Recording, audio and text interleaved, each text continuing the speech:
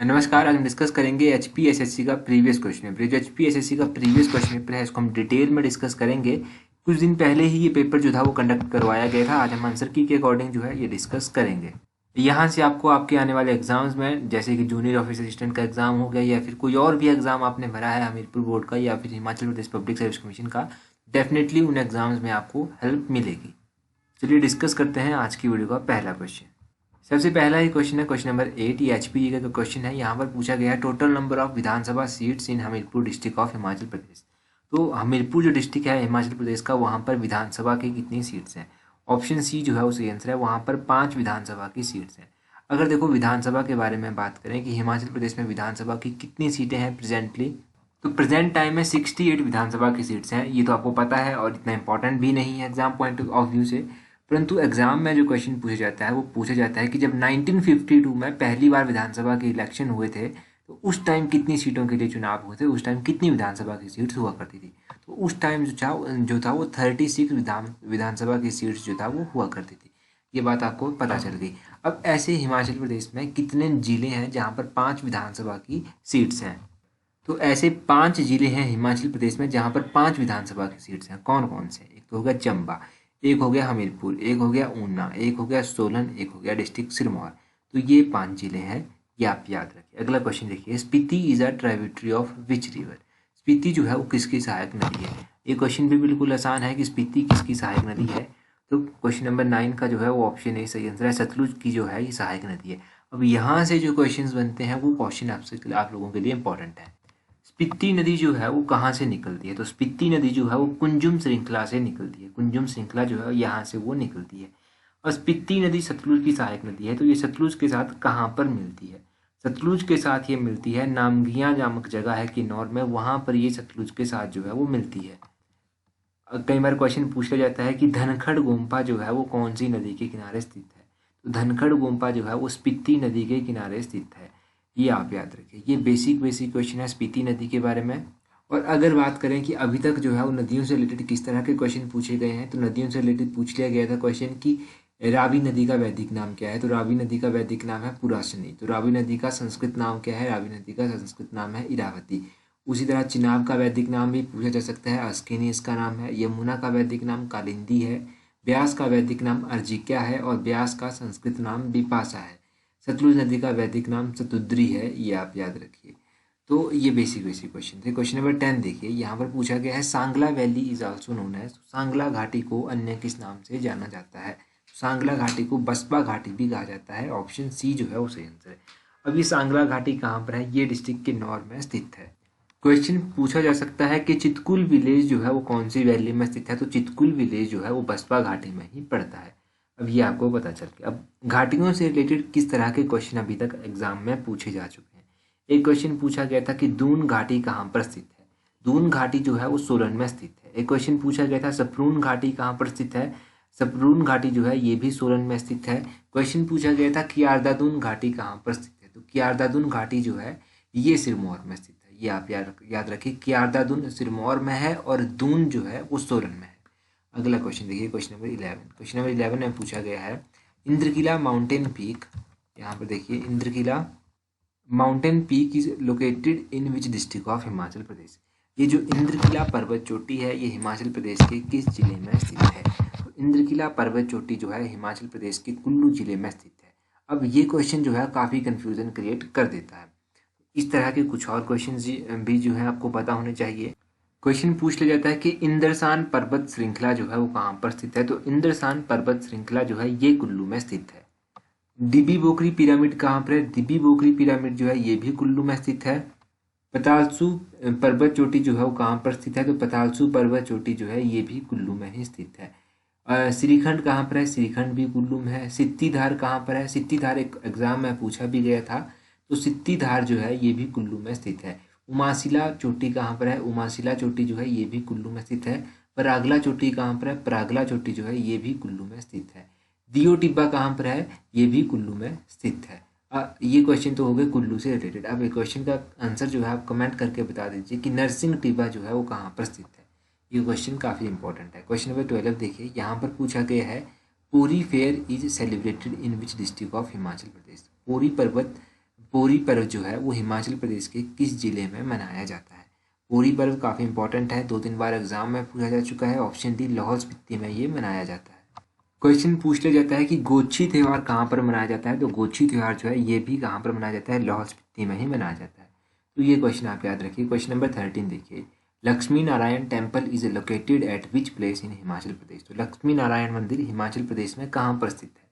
तो ये चंबा के साथ ही लगता है, जो चंबा टाउन है, चंबा शहर है, उसके साथ ही लगता है। तो ऑप्शन सी चंबा जो है इस क्वेश्चन का सही आंसर होगा।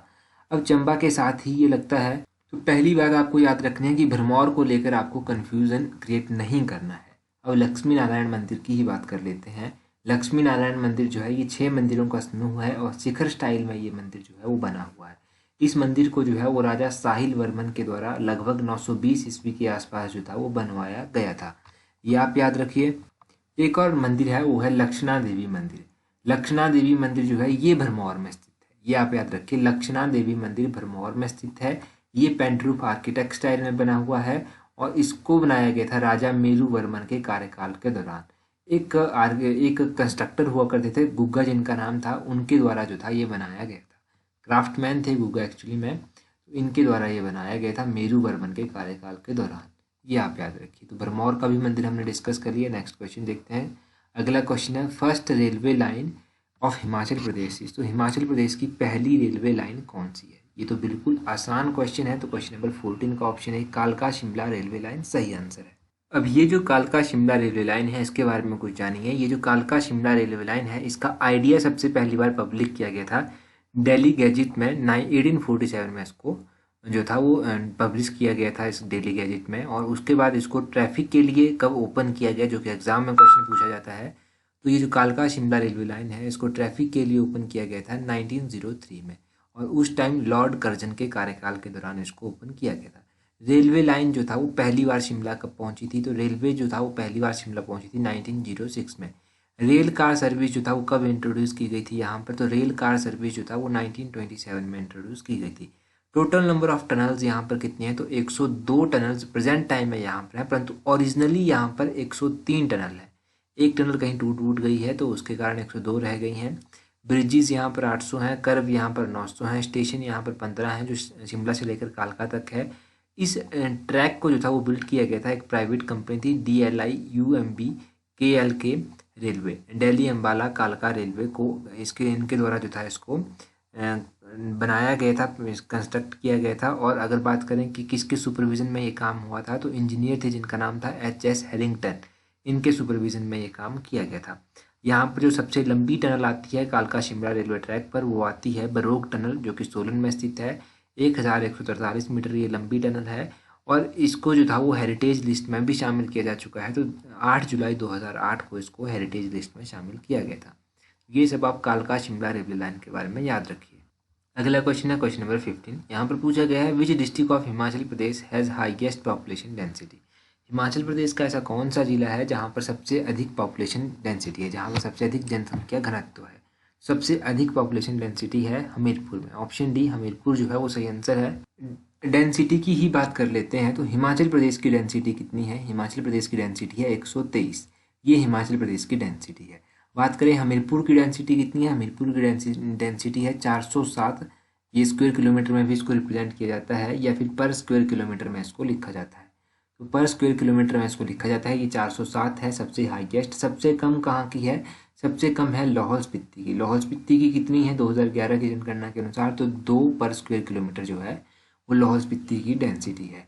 ये आपको पता चल गया। हाईएस्ट याद रखिए, लोएस्ट याद रखिए, हिमाचल की याद रखिए, हमीरपुर की कितनी है और सबसे कम लाहौल स्पीति की कितनी है, ये सब याद रखना है। क्वेश्चन नंबर 16 देखिए, विच district of Himachal Pradesh has highest number of सब तहसील्स। तो क्वेश्चन नंबर 16 का ऑप्शन बी सही आंसर है। मंडी यहाँ पर सही आंसर दिया गया है। मंडी में सबसे हाईएस्ट नंबर ऑफ सब तहसील्स बताई गई हैं। तो देखो ये क्वेश्चन थोड़ा सा इंटरनेट पर ढूंढना भी मुश्किल है, कई बार डाटा भी एक्यूरेट नहीं मिलता है। उस क्वेश्चन के बारे में डिटेल में मैं कुछ नहीं बताऊंगा। तो ये कोई अगर मंडी से बिलोंग करता है तो वो बता सकता है कि मंडी में कितनी तहसील्स हैं, मंडी में कितनी उप तहसील्स हैं, तो वहाँ से ये क्वेश्चन कवर हो जाएगा। उसी तरह कोई कांगड़ा से बिलोंग करता है तो वो कांगड़ा के बारे में बता सकता है। अगर कोई शिमला से बिलोंग करता है तो वो शिमला के बारे में बता सकता है। कोई हमीरपुर से बिलोंग करता है तो वो हमीरपुर के बारे में बता सकता है। यहाँ से हमारे लगभग सभी डिस्ट्रिक्ट जो हैं वो कवर हो जाएंगे। तो इस तरह से एक पैटर्न फॉलो कीजिए ताकि एक्यूरेट जानकारी जो है वो मिल पाए। अगला क्वेश्चन देखते हैं, Dodra Kwar revolt took place in which year. Dodra Kwar विद्रोह जो था वो किस वर्ष हुआ था? तो डोडरा कवार विद्रोह जो था वो हुआ था 1906 ईस्वी में। अब ये डोडरा कवार विद्रोह तो 1906 ईस्वी में हुआ था। क्वेश्चन नंबर 17 का ये ऑप्शन ए जो है वो सही आंसर है। ये डोडरा कवार विद्रोह हुआ कहाँ पर था? तो ये हुआ था बुसहर रियासत में। बुसहर रियासत में हुआ था। ये आंदोलन में हुआ क्या था? देखो, इस आंदोलन में इस तरह से हुआ था कि राजा शमशेर सिंह जो थे उस टाइम राजा थे, तो वो इतने कुछ सफल राजा नहीं बन पाए थे, वो थोड़ा निष्क्रिय थे। तो उसी का फायदा उठाते हुए ब्रिटिश सरकार ने क्या किया कि टीका रघुनाथ सिंह को जो था वो रियासत का मैनेजर नियुक्त कर दिया था। ठीक है, एक बात तो ये हो गई। और दूसरी बात ये थी कि वहाँ के जो वजीर थे बुसहर के, रण बहादुर सिंह जिनका नाम था, इन्होंने जो था वो डोडरा कवार में बगावत कर दी थी। इन्होंने क्या किया कि डोडरा कवार को जो था वो स्वतंत्र घोषित कर दिया था।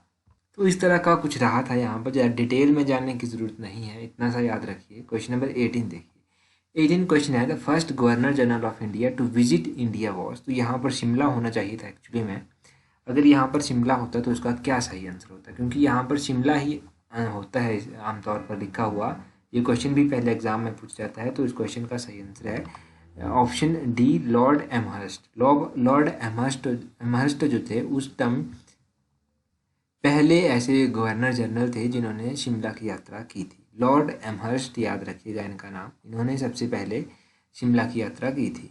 अगला क्वेश्चन यहाँ पर पूछा गया है, founder of Keonthal princely state was. तो क्योंथल जो प्रिंसली स्टेट था उसके फाउंडर कौन थे? क्योंथल प्रिंसली स्टेट के फाउंडर थे गिरिसेन। इस क्वेश्चन का ऑप्शन सी जो है वो सही आंसर है। गिरिसेन के द्वारा जो था वो लगभग 1211 ईस्वी के आसपास जो था वो क्योंथल की स्थापना की गई थी। और क्योंथल रियासत को जो था वो फिरोज शाह तुगलक ने अपने अधीन कर लिया था। तो कब इसको फिरोज शाह तुगलक ने अपने अधीन किया था? 1379 में जो था वो फिरोज शाह तुगलक ने इसको अपने अधीन कर लिया था। जब 1857 का विद्रोह हुआ था तो उस समय क्योंथल के ऐसे कौन से राजा थे जिन्होंने अंग्रेजों की सहायता की थी? तो क्योंथल के राणा थे राणा संसार सेन जिन्होंने अंग्रेजों की मदद जो था यहाँ पर की थी। और इसके बदले में उनको राजा की उपाधि भी दी गई और खिल्लत भी उनको प्रदान की गई थी। क्योंथल रियासत के अंतिम शासक कौन थे? तो क्योंथल रियासत के जो अंतिम शासक थे वो थे हितेंद्र सेन। ये इसके लास्ट संस्थापक थे।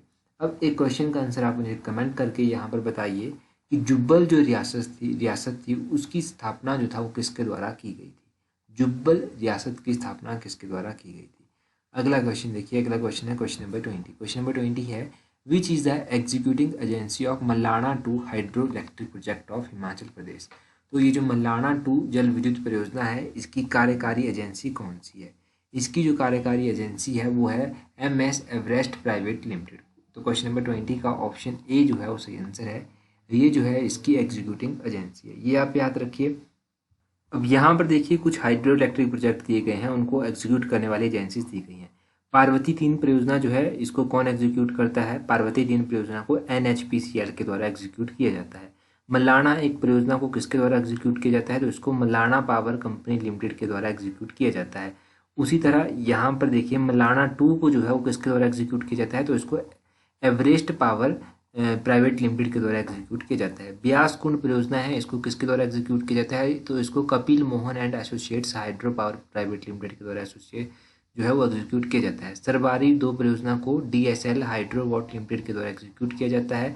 अलायन धुंगन परियोजना है, इसको AD hydro power corporation limited के द्वारा एग्जीक्यूट किया जाता है। और टॉन्स परियोजना जो है इसको Tons mini hydel power project के द्वारा जो है वो एग्जीक्यूट किया जाता है।